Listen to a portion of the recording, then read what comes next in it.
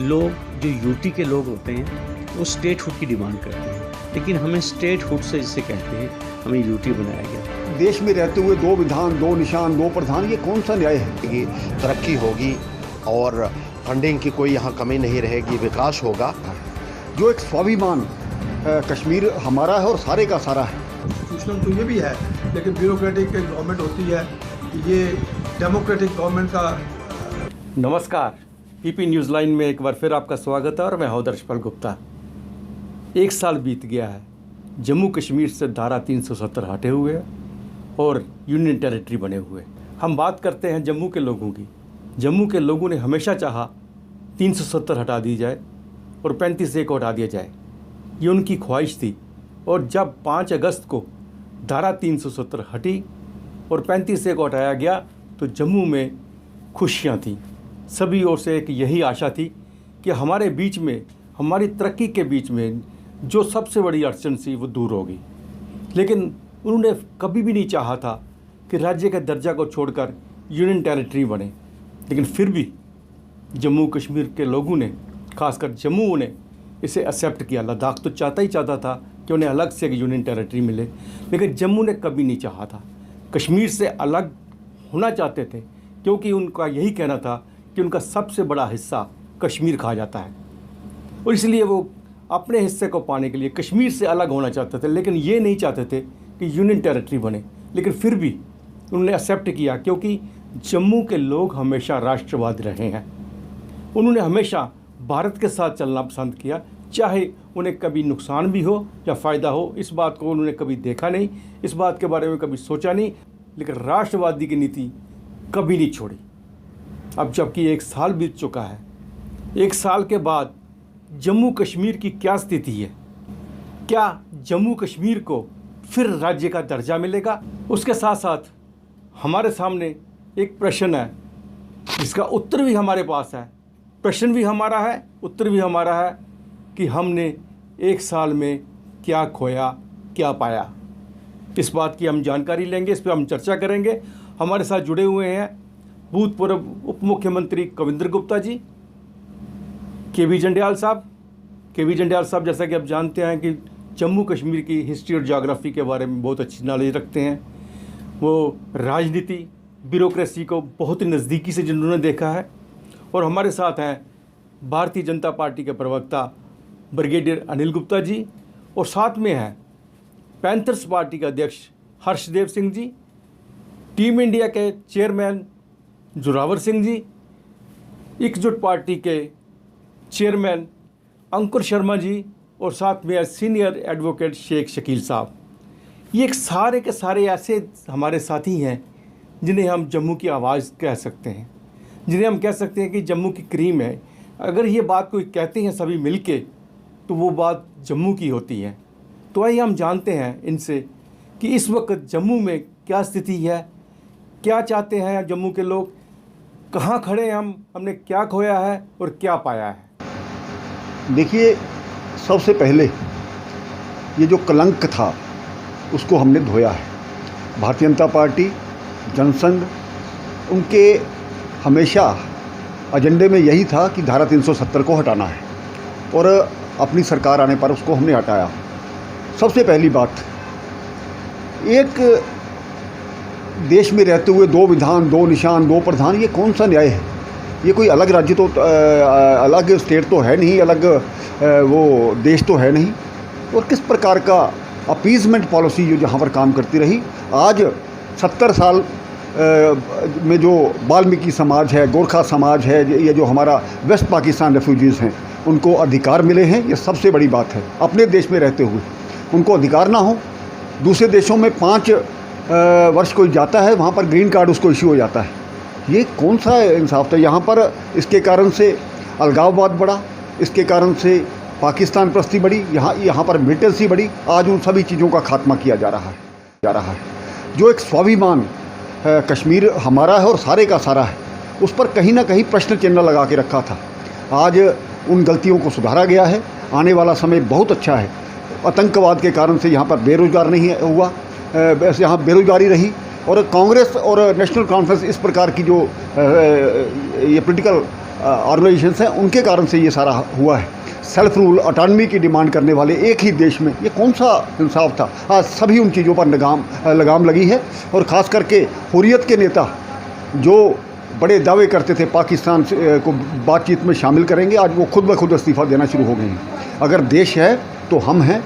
सबसे पहले ये भारत के साथ पूरी तरह से पूर्ण रूप से इसका जो विलय, जिस पर प्रश्न चिन्ह लगाया जाता था, यूँ तो 1947 में 26 अक्टूबर को विलय हुआ था, लेकिन आज सही आज़ादी हमें मिली है इन लोगों से। और ख़ास करके जो लोग अभी भी यहाँ पर पाकिस्तान और एंटी नेशनल एलिमेंट्स हैं, उनसे भी निजात मिला है। कहीं ना कहीं आवाज़ उठाई जा रही है, स्टेटहुड की बात की जा रही है, राज्य के दर्जे के बारे में, इसके बारे में कुछ? देखिए, भारतीय जनता पार्टी का ये एजेंडा है कि स्टेटहुड जल्दी वापस होगी, और भारतीय जनता पार्टी की सरकार, हमारे नेता जो कहते हैं वो होता है।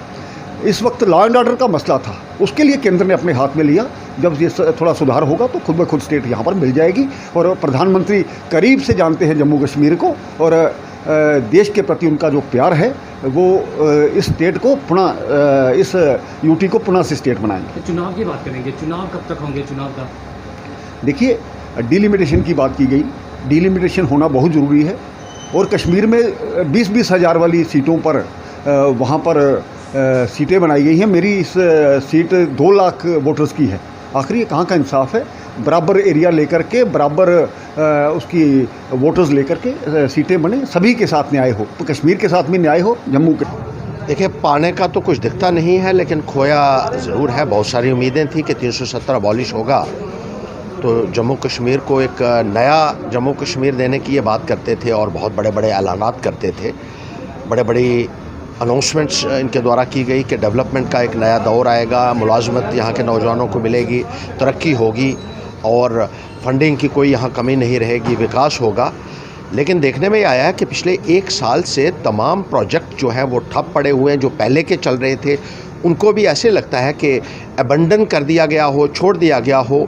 चाहे तवी लेक का प्रोजेक्ट है, चाहे वो मुबारक मंडी हेरिटेज का प्रोजेक्ट है, चाहे वो रिवर तवी को साबरमती पैटर्न के ऊपर डेवलपमेंट करने के बड़े बड़े वादे किए जाते रहे हों, चाहे वो स्मार्ट सिटी का प्रोजेक्ट हो, चाहे वो जम्बू ज़ू जो राजा जाम्बू लोचन के नाम से जो है एक शुरुआत हुई थी। सारे के सारे मेजर प्रोजेक्ट्स जो हैं वो बंद हो गए हैं। और बेरोज़गारी जो है वो अपनी चरम सीमा के ऊपर देखने को मिल रही है। वो 50,000 के वादे जो हैं वो 8,575 पे आकर लटक गए। और उसमें भी ये कहा गया कि इन जॉब्स के लिए जो हाईली क्वालिफाइड हैं वो अप्लाई ही नहीं कर सकते हैं। नौजवानों के अंदर गुस्सा जो है वो दिन प्रतिदिन बढ़ता जा रहा है। और पढ़े लिखे युवा जो हैं, इसी तरीके जो स्टूडेंट्स हैं, विद्यार्थी हैं, 4G कनेक्टिविटी को बंद कर दिया गया।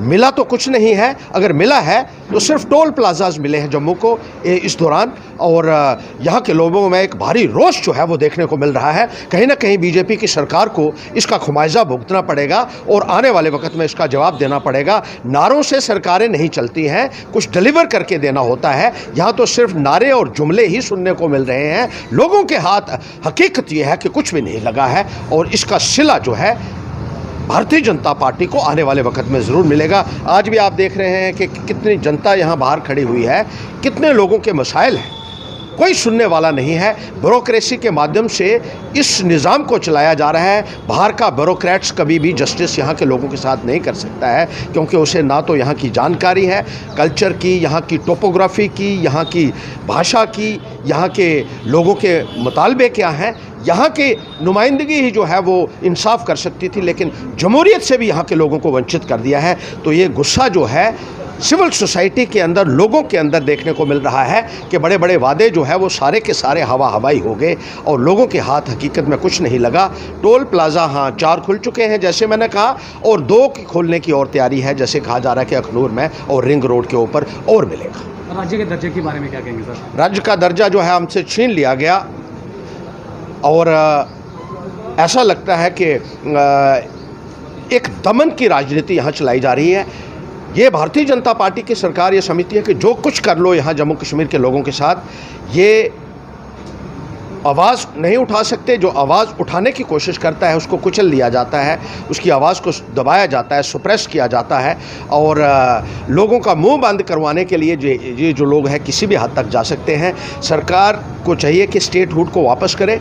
स्टेटहुड बड़ी मुश्किल से मिलता है, बड़ी कुर्बानियाँ लोगों को देनी पड़ती है। आप देखिए झारखंड को, जब कैसे छत्तीसगढ़ को, तेलंगाना को कई साल लोगों को लगे जद्दोजहद करने में, स्ट्रगल करने में, फिर स्टेट बनी। हमारी 200 साल पुरानी डोगरा स्टेट जो थी उसको एक झटके में आपने जो है वो सर कलम कर दिया और इसको यूनियन टेरिटरी बना दिया। J&K state in fact has been reduced to a glorified municipality by the BJP government, which is highly condemnable and it is unacceptable. चुनाव के बारे में क्या कहेंगे कि चुनाव क्यों नहीं हो रहे, चुनाव का क्या? नहीं करवाना चाहती है बीजेपी की सरकार यहाँ चुनाव, क्योंकि प्रॉक्सी रूल को यहाँ जारी रखे हुए हैं और अपनी मनमर्जी जो है वो कर रहे हैं। यहाँ के ऊपर लोगों को अपने जमहूरी अधिकारों से वंचित रखा हुआ है। सुप्रीम कोर्ट ने भी ये कहा है कि जहाँ प्रीमेच्योरली असेंबली भंग हुई हो वहाँ 6 महीने के अंदर अंदर चुनाव की प्रक्रिया संपन्न होनी चाहिए, लेकिन यहाँ तो कोई कानून को भी मानने के लिए तैयार नहीं है। क्या वजह है कि आप जमहूरी निज़ाम से जम्मू कश्मीर को वंचित कर रहे हैं और उनको चुने हुए नुमाइंदे ही इंसाफ कर सकते हैं। जो आतंकवाद है उससे लड़ाई जो है वो चुने हुए नुमाइंदे ही लड़ सकते हैं, बाहर के आए हुए लोग नहीं। जो कॉम्पिटिटिव मेन स्ट्रीम पॉलिटिक्स है, that is the only antidote to extremist violence and the BJP government has got to understand this.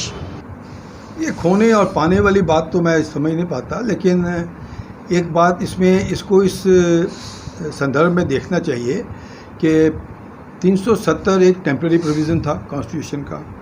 जब कॉन्स्टिट्यूशन बना तो उसमें ये समझा जाता था कि कुछ देर के लिए है, और जैसे मुझे इसका इल्म है कि वो जब तक ये कॉन्स्टिट्यूशन ऑफ जम्मू कश्मीर बनता तो उसके बाद इसको ख़त्म कर देना था।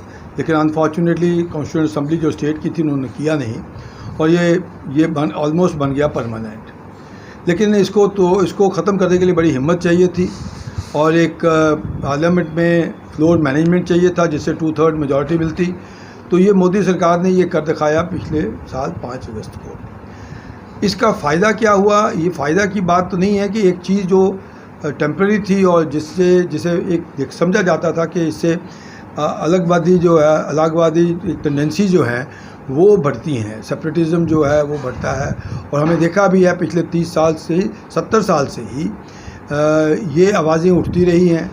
जबकि इलाक कॉन्स्टिट्यूशनली तरीके से हुआ, महाराजा के सिग्नेचर से होना था, और इस इलाक को जो जम्मू कश्मीर की सबसे बड़ी पार्टी थी नेशनल कॉन्फ्रेंस और शेख अब्दुल्ला जो बहुत बड़े लीडर थे उन्होंने इसे सपोर्ट किया और वो प्राइम मिनिस्टर बने और उसके 6 साल उन्होंने हुकूमत की हिंदुस्तान का हिस्सा बन के। फिर उनको नाराज़गी हो गई, कुछ गलतफहमी हो गई, उनको भी आज़ादी का एक भूत सवार हो गया, तो सरकार को उनको अंदर करना पड़ा। और ये सारी घटनाएं होती रही और फिर दोबारा लाया गया 75 में उनको एक इंदिरा अकॉर्ड, शेख अकॉर्ड के तहत। फिर भी उन्होंने 6-7 साल हुकूमत की, अच्छी हुकूमत की, अमन रहा। और लेकिन देखने को आया कि ये आवाज़ें जो थी कि हम हिंदुस्तान से अलग हैं, और फिर जो मिलिटेंसी और पाकिस्तान ने ये सेंटीमेंट उभारे और मिलिटेंसी पिछले 30 साल से चल रही है, तो काफ़ी लोगों का ख्याल है और मेरा भी ये ख्याल है कि ये 370 ही इसकी बुनियाद थी। तो ये जाना एक अच्छी बात थी। एक जैसे जम्मू, इसमें भी 3 खित्ते हैं, जम्मू, लद्दाख और कश्मीर। 2 खित्ते तो बिल्कुल चाहते थे कि हमारी फुल इंटीग्रेशन हो, लेकिन कश्मीर में कुछ नासर ऐसे थे वो चाहते थे कि हम अलग से रहें, हम समझे कि हम जम्मू कश्मीर हैं, हम हिंदुस्तानी नहीं हैं। तो वो बात जचती नहीं थी। तो वो एक इमोशनल इंटीग्रेशन जो थी वो हमारी 5 अगस्त और 6 अगस्त के बाद पार्लियामेंट ने जब इसको अप्रूव किया और एक नया 370 आर्टिकल लगाया, तो उसमें यही कहा गया कि पूरा जो जम्मू हिंदुस्तान का कॉन्स्टिट्यूशन है वो लागू हो गया, और जो भी सेंट्रल लॉज थे वो सारे लागू हो गए, जो सेंट्रल सिस्टम थे वो लागू हो गए। और फिर उन्होंने कहा कि ये चूँकि एक लद्दाख की आवाज़ चल रही थी कि यूटी बनना चाहिए, हमें बड़ा नाइंसाफ़ी मिलती होती है हमारे साथ, और जम्मू में भी ये आवाज़ थी कि हमें अलग कर दिया जाए। तो लेकिन लद्दाख को सरकार ने यूटी बना दिया और जम्मू और कश्मीर को भी यूटी का दर्जा दे दिया। जो कई लोगों को ये अच्छा नहीं लगा कि हमारा जो स्टेटस था वो स्टेट का वो डाउनग्रेड हो गया। तो ये कुल मिला के जहाँ पर अगर कहें कि कुछ चीज़ें बहुत अच्छी हो गई, जैसे मैंने कहा कि इंटीग्रेशन की बात है वो पूरी तरह हो गई, इमोशनल इंटीग्रेशन हो गई। हम हर एक आदमी को अब बात करने का हक ही नहीं कि हम अलग से हैं, हमारा अलग कॉन्स्टिट्यूशन है, हमारा अलग फ्लैग है, हमारा अलग सिंबल है।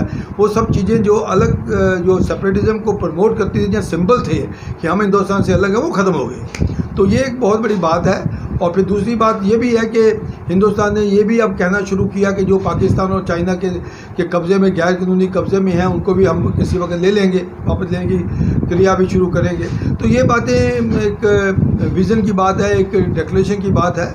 और मेरा ख्याल है कि कुल मिला के जो चीज़ें इस लेवल पे, कॉन्स्टिट्यूशन लेवल पे थी, वो ठीक हुई। अगर देखा जाए कि नुकसान क्या हुआ, कि नुकसान की बात तो नहीं है कि एक फीलिंग आ गई कि हम स्टेट से यूटी बन गए, वो एक डाउनग्रेड हो गया, हमारी पॉलिटिकल एम्पावरमेंट ख़त्म हो गई, हम डिसएम्पावर्ड हो गए। तो दूसरी बात यह है कि पिछले ऑलमोस्ट 1.5-2 साल से होने चले हैं कि हमारे इलेक्टेड रिप्रेजेंटेटिव नहीं है, पॉलिटिकल एक्टिविटी नहीं है, और सरकार जो है वो ब्यूरोक्रेटिक, और एक दिल्ली के जो रिप्रेजेंटेटिव होते हैं, पहले गवर्नर और आजकल लेफ्टिनेंट गवर्नर, उनके क़यादत में ये एडमिनिस्ट्रेशन चलती है। अच्छे फैसले भी हुए हैं, बहुत अच्छे फैसले हुए हैं। रिक्रूटमेंट की बातें हुई हैं, जो पहली दफ़ा रिक्रूटमेंट में उन्होंने फेयर और ट्रांसपेरेंट रिक्रूटमेंट के लिए 10,000 पोस्टें निकाली हैं, और वो बड़ी जो पहला कहते हैं कि एक्सेलरेटेड रिक्रूटमेंट होगी। तो भी उसमें उन्होंने इंटरव्यू बिल्कुल बंद कर दिए हैं, जो आपका रिटन टेस्ट में नंबर आएंगे वही मिलेंगे। डोमिसाइल का भी रखा है कि किस डिस्ट्रिक्ट का है, उसके 5 नंबर मिल जाएंगे। तो इसी तरह कुल मिला के जैसे विधवा है उनको भी 5 नंबर मिल जाएंगे, जो डेली वेजर थे उनको भी, अगर 10-10 साल के लगे हुए, कोई पोस्टें नहीं थी, कुछ नहीं था, ऐसे ही गैर कानूनी तौर पे ये सियासी लोगों ने और कई ब्यूरोक्रेट्स ने भी लगाए होंगे। तो ये चीज़ें अब ख़त्म करने की बातें आ रही हैं। तो ये चूँकि ये एक सिस्टम एक रफ्तार एक लाइन पे चल रहा था, उसको लाइन को दूसरी लाइन पे लाया वक्त लगता है। लेकिन मेरा ख्याल है कि जो पेशरफ्त की गई है, हालांकि लेट की है, लेकिन ठीक डायरेक्शन में हो रही है। और भी कई प्रोजेक्ट्स हैं, बहुत प्रोजेक्ट कंप्लीट हो गए हैं, कई और कंप्लीट करने जा रहे हैं। जो पहले प्रोजेक्ट पड़े हुए थे उनको एडिशनल एलोकेशन देकर उनको कंप्लीट करने का प्लान चल रहा है। तो काफ़ी हद तक कई डेवलपमेंट एफर्ट भी काफ़ी हो रहे हैं। बट अगर कमी है तो कमी एक ही है कि पॉलिटिकल डिस्पेंसेशन और पॉलिटिकल एलिमेंट जो है वो इसमें नहीं है, और ये ब्यूरोक्रेटिक और जो कॉन्स्टिट्यूशनल तो ये भी है, लेकिन ब्यूरोक्रेटिक एक गवर्नमेंट होती है, ये डेमोक्रेटिक गवर्नमेंट का उसका कोई सब्स्टिट्यूट नहीं है, ये मैं मानता हूँ। और राज्य का दर्जा क्या वापस मिल सकता है?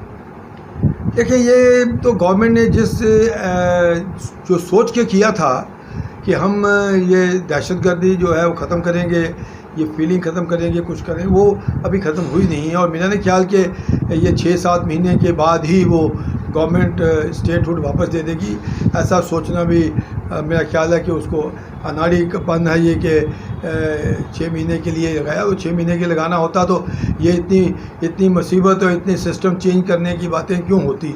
कानून बदले, हर चीज़ में बदलाव आ रहा है, तो वो होता नहीं। डोमिसाइल सर्टिफिकेट आ गए हैं, लेकिन मुझे इस बात में थोड़ी सी एक कंट्राडिक्शन नज़र आती है कि जब हम कहते थे कि हम हिंदुस्तान का हिस्सा है, हम वही होना चाहिए जो पंजाब है, जो हिमाचल है, जो दिल्ली है, जो मध्य प्रदेश है, जो यूपी है, लेकिन हमने फिर वही किया कि सारी की सारी जो जॉब्स हैं वो हमने अपने पास रख ली, हमने बाहर वालों को आने नहीं दिया। उसमें एक चीज़ ज़रूर थी कि हमने ये दलित जो हमारे हरिजन भाई थे, इनको लाया था अमृतसर से उस समय बख्शी साहब के वक़्त, तो उनको ये दर्जा नहीं दिया जाता था स्टेट सब्जेक्ट का। जैसे रेफ्यूजी थे हमारे वेस्ट पाकिस्तान के रेफ्यूजी, उनको दर्जा नहीं दिया जाता था। तो वो कुछ चीज़ें वो हो गई। जैसे अब औरतों के बच्चों को इनहेरिटेंस की प्रॉब्लम होती थी, जो लड़कियाँ शादी कर लेती थी बाहर नॉन स्टेट सब्जेक्ट को, वो ख़त्म हो गया। ये चीज़ें कुछ उनमें से कोई फ़ायदा हुआ, काफ़ी चीज़ों का ये जो इरिटेंट थे हमारे बीच में वो ख़त्म हो गए। चुनाव की बात करेंगे हम, चुनाव को क्या लगता है? चुनाव हो नहीं पाएंगे, क्योंकि चुनाव इसलिए नहीं हो पाएंगे कि इसमें 7 सीटें ऐड की गई हैं जो एक्ट में बनाया गया है जो यूटी में, तो वो जब तक उसकी डिलिमिटेशन नहीं हो और एक डिलिमिटेशन कमीशन बैठ चुका है, जब तक उसकी रिपोर्ट ना आए तो ये लीगली और कॉन्स्टिट्यूशनली वैलिड नहीं है। हालांकि इलेक्शन कमीशन ऑफ इंडिया ने कहा है कि हम ही हैं जो अथॉरिटी, वो कह सकते हैं, वो कहने दें, लेकिन जो समझ आती है, जो ओपिनियन बनती है, वो मुमकिन नहीं है अभी। और मेरा नहीं ख्याल कि 1-2 साल तक कोई इलेक्शन होने का कोई इम्कान है।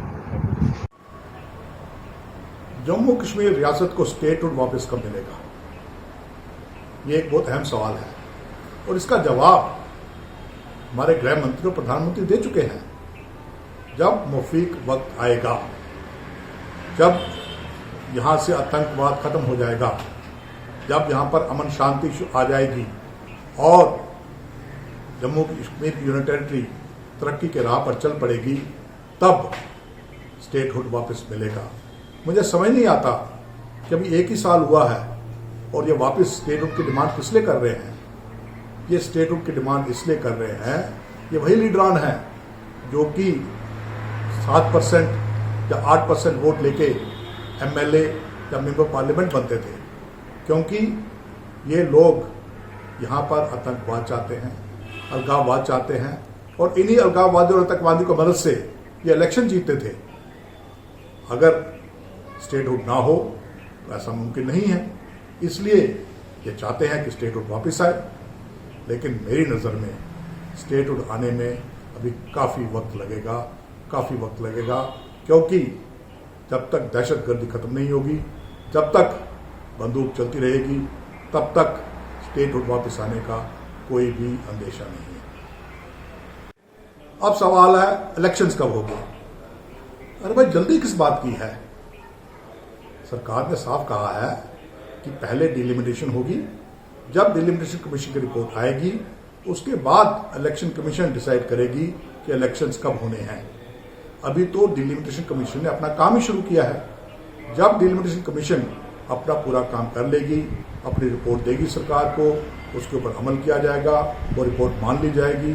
उसके बाद इलेक्शन कमीशन जायजा लेगी कैसे हालात हैं, क्या इलेक्शन करने के लिए मुफीक हालात हैं या नहीं, और तब इलेक्शन होगा।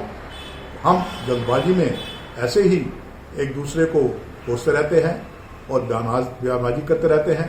मुझे नहीं लगता कि इलेक्शन जल्द होने वाले हैं। सवाल है, हमने 370 जाने के बाद क्या खोया क्या पाया।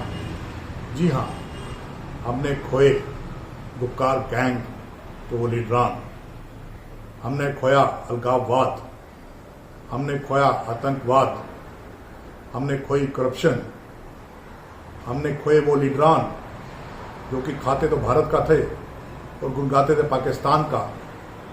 हमने खोए वो लीडरान जिन्होंने सरकारी खजाने से अपनी जेबें भरी और बाकी रियासत में गुर्बत फैलाई। हमने खोए वो लीडरान जो कि कश्मीरी अवाम को धोखे वादे करते थे, झूठे वादे करते थे, उनके साथ धोखाधड़ी करते थे, वादा खिलाफी करते थे, और वही लीडरान जो कि जम्मू और लद्दाख के लोगों को नजरअंदाज करते थे। हमने खोई करप्शन और पाया क्या? हमने पाई आज़ादी। जी हाँ, सही माने की आज़ादी। एक विधान, एक निशान, सर्वोपरि तिरंगा। हमने पाया अपना हक। वो लोग जो कि 70 सालों से अपने हक के लिए लड़ रहे थे, वेस्ट पाकिस्तान रिफ्यूजीज, वाल्मीकि, गुरखा, और बराबरी के लिए लड़ रही हमारी बहनें, शेड्यूल्ड ट्राइब्स ने पाए रिजर्वेशन, जम्मू बना ऊंची हायर शिक्षा का इदारा, सड़कें बनी, पुल। 5 अगस्त 2019 को जब 370 और 35 से एब्रोगेट हुआ, निरस्त हुआ, तो बहुत एक खुशी का पल था पूरे जम्मू संभाग के लिए, इनफैक्ट जम्मू कश्मीर के लिए और देश के लिए भी। और 370 और 35 के ख़त्म होते ही हमें ये आश्वासन मिल गया था कि अब जम्मू कश्मीर में नॉन सेक्युलर, थियोक्रेटिक, इस्लामिक हेजेमनिक सरकार नहीं चलेगी। लेकिन अनफॉर्चुनेट ये रहा कि जिस तरीके से 370 और 35A को ख़त्म करने के बाद अगले एक साल में पूरा सरकार ने यू टर्न लिया और फिर से कश्मीर लॉबी को एम्पावर करने की दिशा में कदम आगे बढ़ाए, वो हमारे लिए काफ़ी आश्चर्यजनक भी रहा। और जिसके कारण 370 और 35A को एब्रोगेट करने के सारे जो फ़ायदे थे उनका रिवर्सल जो था वो स्टार्ट हुआ। फॉर इंस्टेंस आप देखिए 370 और 35A एब्रोगेट करने के बाद जम्मू की एम्पावरमेंट एक पहला लॉजिकल स्टेप था, क्योंकि 370 और 35A का सबसे वर्स्ट सफरर जो था वो जम्मू था। लेकिन आपने देखा एक भी स्टेटमेंट प्रधानमंत्री की तरफ से ये ना आई कि अब हम जम्मू को डेवलप करेंगे। और आपने उसके बाद देखा भी कि किस तरीके से जम्मू की डिसएम्पावरमेंट की साजिशें रची गई, जिसमें केंद्र सरकार ने चुप्पी साधे रखी। आपने देखा किस तरीके से डीलिमिटेशन फ्रॉड 2011 के सेंसस पे करने का फैसला भाजपा सरकार ने लिया। अब अगर आप 2011 के सेंसस के आधार पर डीलिमिटेशन करेंगे तो फिर सत्ता जो है वो कश्मीर को मिलेगी, कश्मीर बेस्ड इस्लामिक हेजिमोनिक पावर्स के हाथ में जो है वो ताकत जाएगी। लेकिन ये फैसला 370 और 35A को एब्रोगेट करने के बाद ही लिया गया। वैसे ही आपने देखा कि किस तरीके से जम्मू लैंड जिहाद या डेमोग्राफिक इन्वेजन ऑफ जम्मू के कारण सफ़र कर रहा था और पॉलिटिकली डिसएम्पावर और डेमोग्राफिकली डिसएम्पावर हो रहा है। इस इशू को लेके भी जो करेक्टिव मेजर सरकार को उठाने थे वो नहीं लिए गए। आपने ये देखा कि किस तरीके से 370 और 35A के एब्रोगेट होने के बाद भी जम्मू संभाग में रह रही 40-50 लाख माइनॉरिटी कम्युनिटीज़ यानी गैर मुसलमान जम्मू कश्मीर में, यानी सिख, जैन, बौद्ध, क्रिश्चियन, हिंदूज़, उनको उनके माइनॉरिटी राइट्स ना देके फिर मुस्लिम मेजॉरिटी कम्युनिटी को माइनॉरिटी सारे बेनिफिट 70 से अधिक स्कीम्स का बेनिफिट्स दिया, अभी भी जा रहा है। तो सारे कदम जो थे वो 370 और 35A को एब्रोगेट करने के बाद कश्मीर को ही एम्पावर करने की दिशा में उठाए गए और जम्मू को डिसएम्पावर करने की दिशा में इफेक्टिवली उठाए गए। वहीं आपने देखा कि रिसेंटली केंद्र सरकार ने, भाजपा सरकार ने एक नई पार्टी को जन्म दिया कश्मीर में, जम्मू कश्मीर अपनी पार्टी। जम्मू कश्मीर अपनी पार्टी वहाँ पे चुनाव तभी जीत सकती है जब वो अधिक एंटी इंडिया और प्रो सेपरेटिस्ट, प्रो अलगाववाद हो। तो यानी भारत सरकार ने कश्मीर में अलगाववाद का एक कंपटीशन इंट्रोड्यूस किया PDP, JK-AP और NC के बीच में। अब NC की जो पहले रेडिकल पोजीशन थी उससे अधिक होकर NC को कश्मीर की पॉलिटिकल टफ पे बैटिंग करनी है, PDP को भी उससे और अधिक रेडिकल होना है और JK-AP को भी उससे अधिक रेडिकल होना है। तो इस कंपटीशन में अलगाववाद मजबूत हुआ, जिसके कारण फिर जम्मू जो है वो कमज़ोर हुआ।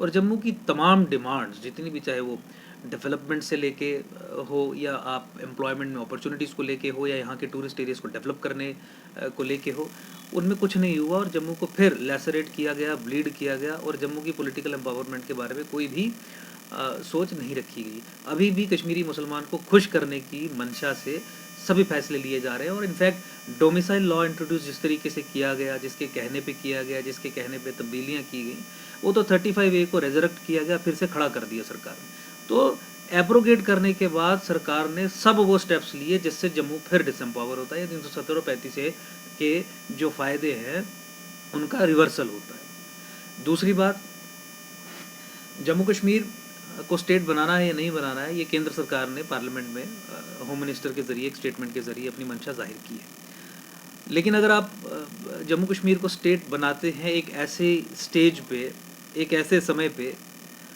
या इस सोच से कि आपने सत्ता कश्मीर को ही फिर से देनी है, तो मुझे लगता है कि एक सुसाइडल कदम होगा। Timing is very important. UT से स्टेट कन्वर्ट करने की टाइमिंग बहुत इंपॉर्टेंट है। ये बिल्कुल है कि जम्मू कश्मीर के लोग या जम्मू संभाग के खासकर लोग जम्मू को एक स्टेट के रूप में ही देखना चाहते हैं, ताकि यहाँ के जो इलेक्टेड रिप्रेजेंटेटिव्स हों उनके हाथ में सत्ता के सारे गलियारों की पावर्स हो, including that of the home department, और दिल्ली के पिट्ठू बन के यहाँ की सरकारें काम ना करें। लेकिन टाइमिंग बहुत इंपॉर्टेंट रहेगी और उससे पहले आपको सेंसस 2021 के आधार पर करवाना है ताकि जम्मू एम्पावर्ड हो। अगर जम्मू को एम्पावर करके या जम्मू की एम्पावरमेंट की दिशा में कदम उठाने के बाद इसको स्टेट कन्वर्ट करने का फैसला लिया जाता है, तो मुझे लगता है कि वो एक बेस्ट पॉसिबल तरीका होगा, बेस्ट फैसला होगा जम्मू को एम्पावर करने का और जम्मू को यूनियन टेरिटरी से स्टेट में कन्वर्ट करने का भी। इसके अलावा इलेक्शंस तो अभी 1.5-2 साल तक हमें कहीं नज़र में नहीं आते, क्योंकि उसके लिए डिलिमिटेशन कमीशन गठित की गई है। डिलिमिटेशन कमीशन जो गठित की है सरकार ने, वो भी कश्मीर सेंट्रिक अप्रोच रख के की गई है, क्योंकि वो 2011 के सेंसस के आधार पे कर रही है। तो इस प्रोसेस में भी 1-1.5 साल, 1.25-2 साल का समय लगेगा और उसके बाद ही यहाँ पे इलेक्शंस का कोई रास्ता जो है वो नज़र हमें आ पाएगा, क्योंकि प्रैक्टिकली डिलिमिटेशन 1.25 साल, 1.5 साल, 1.25-2 साल का समय लेती है। अनलेस डिलिमिटेशन इज़ कंडक्टेड, मुझे नहीं लगता है कि सरकार यहाँ पे इलेक्शंस करवाने की परिस्थिति में है और ना ही यहाँ पे इलेक्शंस होंगे। कि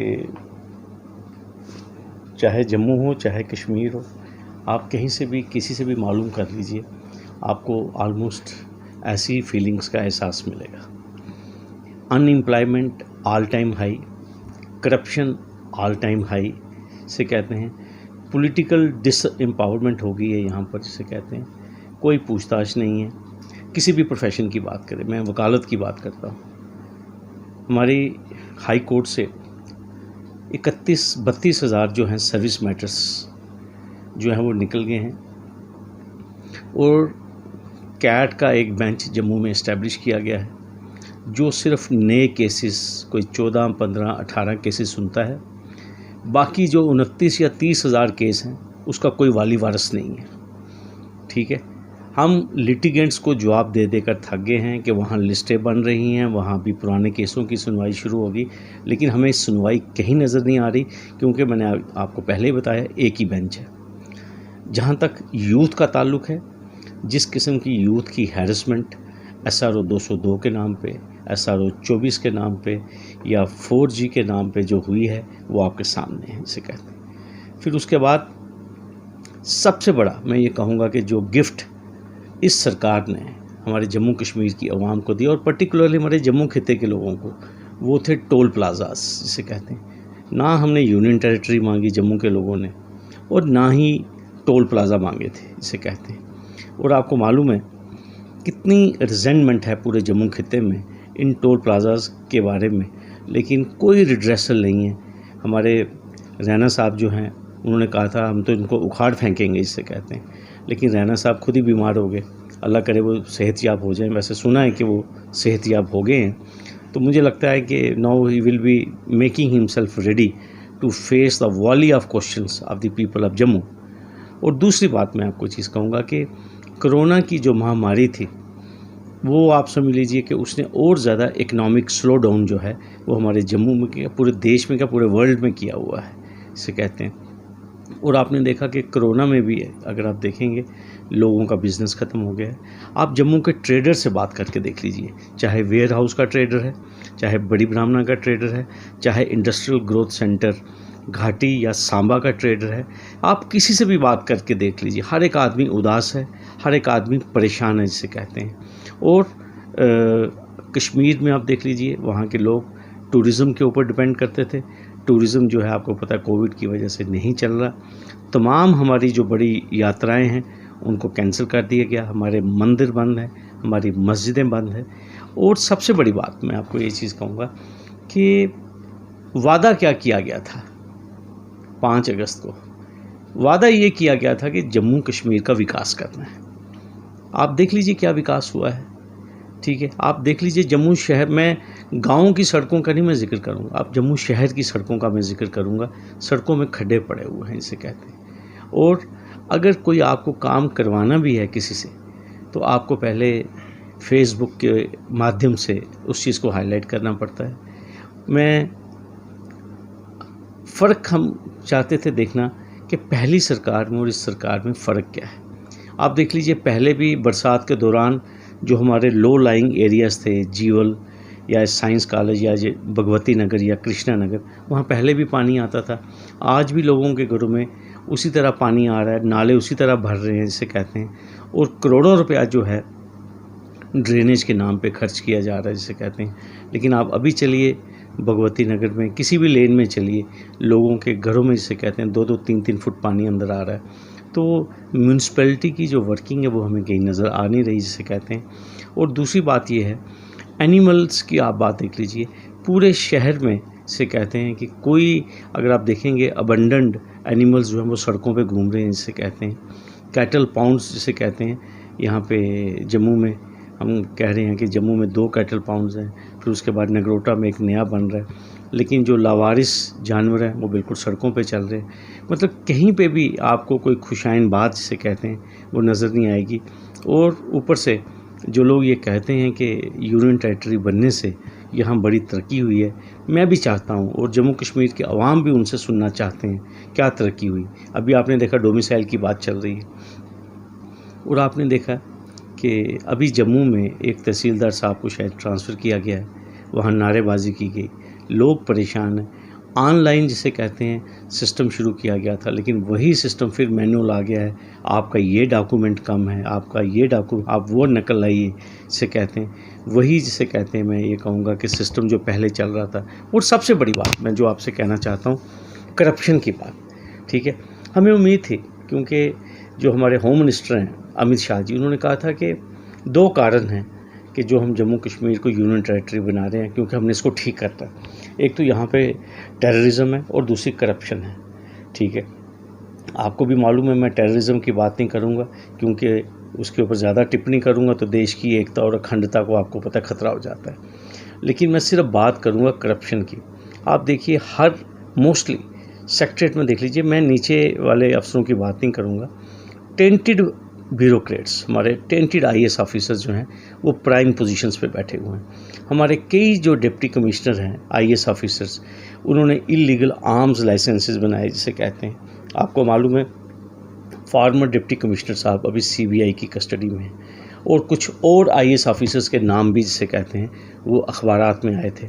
अब वो क्या सुल्लू गुल्लू चल रहा है CBI के साथ, या वो जो ATS बनी हुई है, एंटी टेररिज्म स्क्वाड जो बना हुआ है, जो उसमें देख रहा है, तो इसमें तमाम लोग जानते हैं, जम्मू शहर का बच्चा जानता है कि किस किस IAS ऑफिसर ने इलीगल आर्म्स लाइसेंसेस बनाए। और आप देखिए कितनी शान के साथ छाती चौड़ी करके वो अपनी सीटों पे बैठे हुए हैं, और जिसे कहते हैं कि लोगों के साथ कितना ये बड़ा अन्याय है कि जो लोग जेलों में होने चाहिए वो आज हमारे एडमिनिस्ट्रेटिव सेक्रेटरी हैं UT एडमिनिस्ट्रेशन में, ठीक है। किसी केस का कोई वो नहीं। आप देखिए 2014 में रोशनी स्कैंडल में कम से कम 20-25 FIRs लगी हैं, 1 या 2 केस को छोड़कर किसी को चालान अभी तक पेश नहीं हुआ है।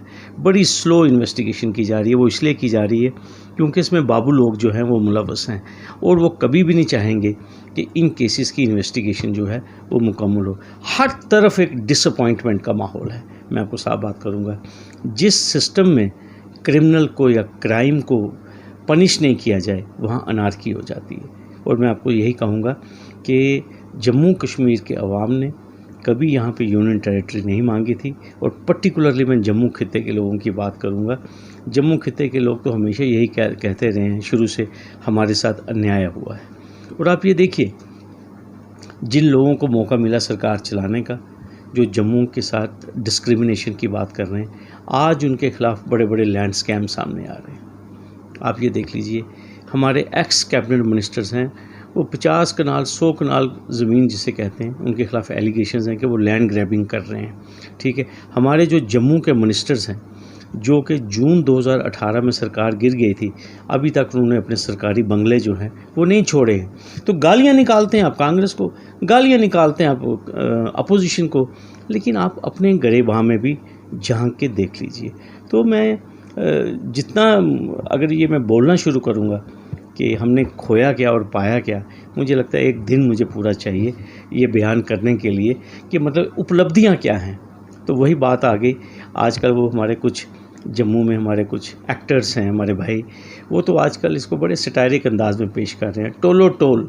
मतलब जम्मू को मिला क्या, सिर्फ टोल ही मिले जिसे कहते हैं। और मैं एक बात साफ कहूँगा कि जहाँ तक कोरोना का ताल्लुक़ है, कोरोना के नाम पे करोड़ों रुपए की रिश्वत खाई जा रही है। मैं आपको साफ बात करूँगा, अगर एक फेयर इन्वेस्टिगेशन की जाए तो आपको पता चलेगा कि ये PP किट्स का बहुत बड़ा स्कैम जो है वो सामने आएगा। और जिस शख्स को आपने J&K मेडिकल सप्लाईज़ कॉरपोरेशन का MD बनाया है, सबसे पहले तो जाकर देख लीजिए कि उनके खिलाफ विजिलेंस के केसेस कितने हैं, उनको कब हटाया गया था। उनको हटाया इसीलिए गया था कि उनके खिलाफ एक स्पूरियस ड्रग स्कैम जो है वो डिटेक्ट हुआ था, और उन्हीं को आपने 2 साल के बाद 2.5 साल के बाद दोबारा उसी कोविटेड पोस्ट पे लाया गया है। लिख कर कह कर मैसेज दे देकर हम भी थक गए हैं, लेकिन सुनवाई कहीं पे भी नहीं है। राज्य के दर्जे के बारे में कहेंगे, स्टेटहुड के बारे में क्या होनी चाहिए?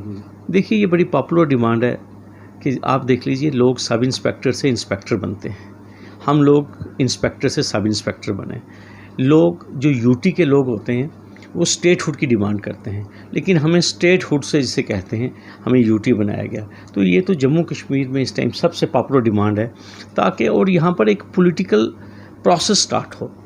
यहाँ हमें बड़ी उम्मीद थी क्योंकि जब यहाँ पर जब भी समझते हैं कि चुनाव होने चाहिए, यहाँ चुनाव होने चाहिए, यहाँ इलेक्टेड लोग सामने आने चाहिए, यहाँ अकाउंटेबिलिटी ख़त्म हो चुकी है जिसे कहते हैं। यहाँ पे मैं अभी नाम लेकर उन ब्यूरोक्रेट्स को मैं शर्मिंदा नहीं करना चाहता जिनके खिलाफ 2-2, 3-3 FIRs हैं विजिलेंस में, बड़े बड़े लैंड स्कैम में वो मुलविस हैं, ठीक है।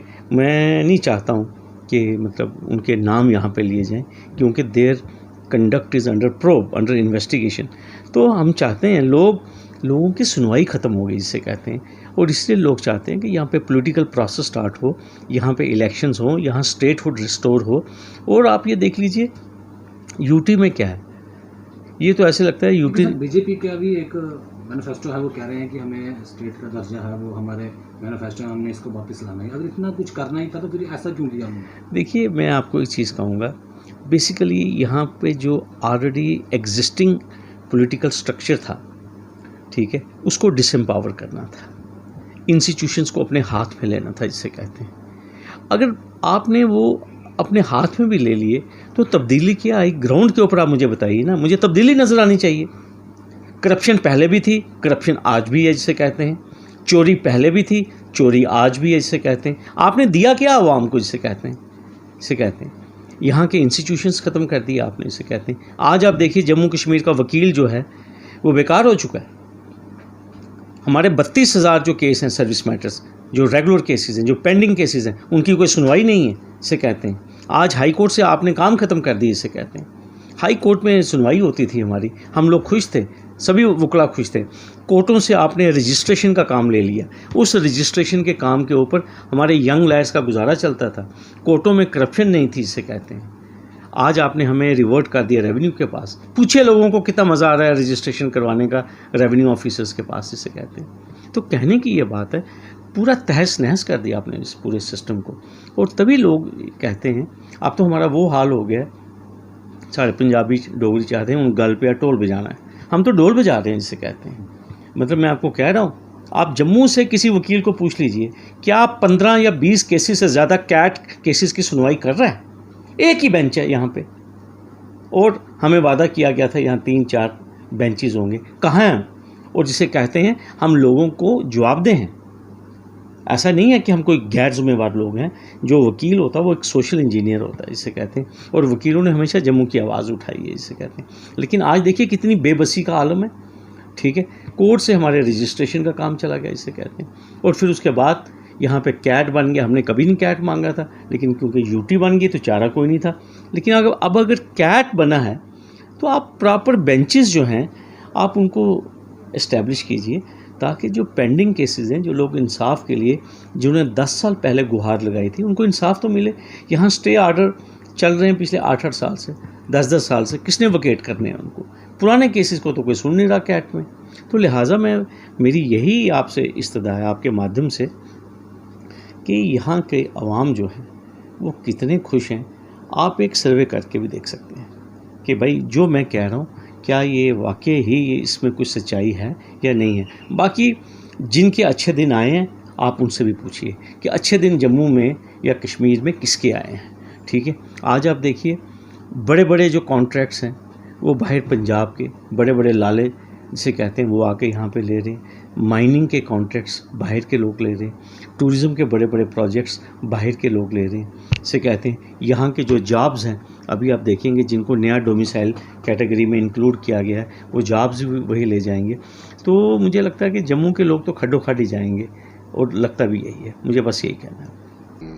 जब 5 अगस्त को 370 दफ़ा टूटी और 35 से का भी यहाँ से पतन हुआ, ये बहुत बड़ी मुबारक वाली बात थी। क्योंकि खासकर हम जम्मू खित्ते की बात करें तो हर नौजवान, हर इंसान, महिला वर्ग, सबको ये विश्वास था कि 370 और 35A के कारण ही जो यहाँ पर रियासत जम्मू कश्मीर में अलगाववाद और उग्रवाद को जो बढ़ावा देने वाली ये 2 दफ़ाएँ थी, इसका खात्मा होने से कहीं ना कहीं मुझे लगता है कि यहाँ पर मिलिटेंसी, टेररिज्म जो है वो ख़त्म होगा। और पिछले 1 साल में अगर हम बात करें, जैसे आपने बात कही क्या खोया क्या पाया की अगर बात करें तो हमने एक ही चीज़ पाई और बहुत पॉजिटिव वो चीज़ थी कि उग्रवाद को दिन ब दिन हमने कम होते देखा। नो डाउट कि यहाँ पर आज भी मिलिटेंसी रिलेटेड इंसिडेंट्स कहीं ना कहीं हो रहे हैं, लेकिन उसकी जो जवाबी कार्रवाई है वो मैं समझता हूँ कि हमारे जो जांबाज इंडियन आर्मी में हैं,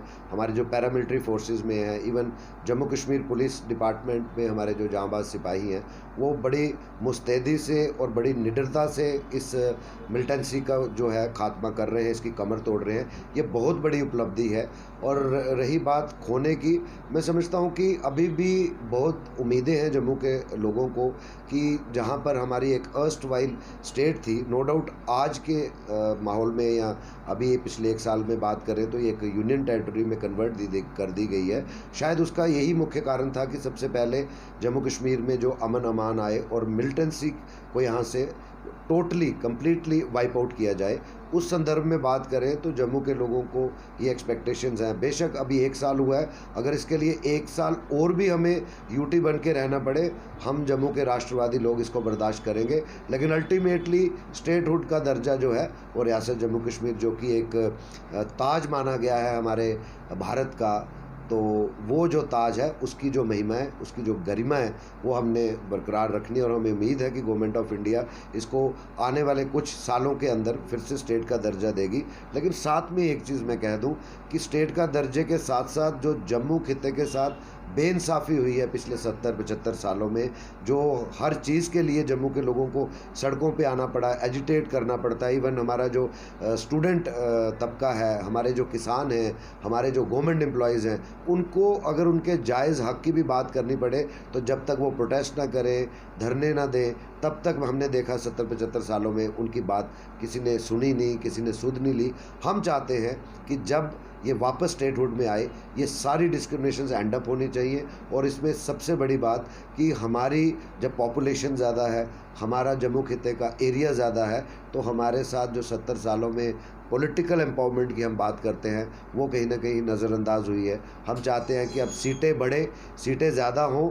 जम्मू की सीटें जब ज़्यादा होंगी, जब पॉलिटिकल इक्वालिटी आएगी, तभी आने वाले दिनों में जब स्टेट फिर से रिस्टोर होगी, तो तभी हम समझते हैं कि इक्विटेबल जो है डेवलपमेंट होगी। साथ में हम ये बता दें कि हाँ, जम्मू के लोगों को, जम्मू के नौजवानों को इस वक्त बड़ी मुश्किलात और तंगियों का सामना करना पड़ रहा है। जैसे कोविड-19 कोरोना वायरस की हम बात करें, पिछले 4-4.5 महीने में जैसे पूरा देश इसके खिलाफ जंग लड़ रहा है, तो जम्मू के लोग भी कहीं पीछे नहीं हटे और एक दूसरे का साथ देते हुए हम कोशिश कर रहे हैं कि अवेयरनेस करें और जो हमारा गरीब तबका है उसकी मदद करें, कोई भूखे पेट सोए ना।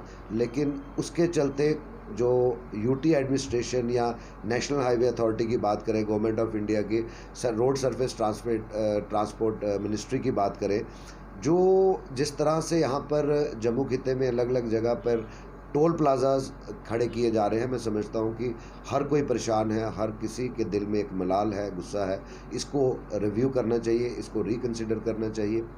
और जहाँ पर हमारे अनएम्प्लॉयड, एजुकेटेड अनएम्प्लॉयड यूथ की अगर हम बात करें, वो भी आज बड़ी उम्मीदें लेके अपने घरों से ये आस लगाए बैठा है कि जो नई डिस्पेंसेशन खासकर यहाँ पर और नई गवर्नमेंट ऑफ इंडिया की जो सरकार 1-1.5 साल पहले बनी थी, उनसे बड़ी उम्मीदें हैं कि हमें हमारा जायज़ हक़ नौकरियों में भी मिलना चाहिए, चाहे वो J&K बैंक की हो या और सरकारी जो विभाग है वहाँ पर हो। लेकिन जो SRO 202 की हम बात करें तो वो भी जम्मू के नौजवानों ने मिलकर अपना गुस्सा, अपना जो रोष है वो सोशल मीडिया, आपके जैसे चैनल्स हैं प्रिंट और इलेक्ट्रॉनिक, उनके माध्यम से जताया।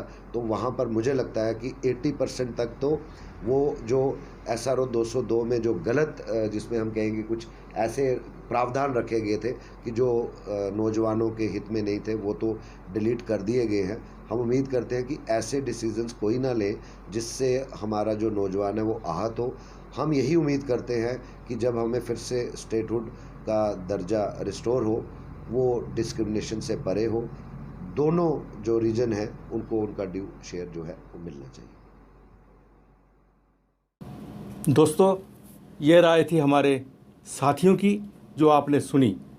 अब हम इसके अगले भाग में युवाओं को और आम जनता को आपके सामने लेके आएंगे और उनसे भी जानना चाहेंगे कि 1 साल में जम्मू कश्मीर ने क्या खोया और क्या पाया। तब तक अब देखते रहे PP न्यूज़ लाइन। नमस्कार।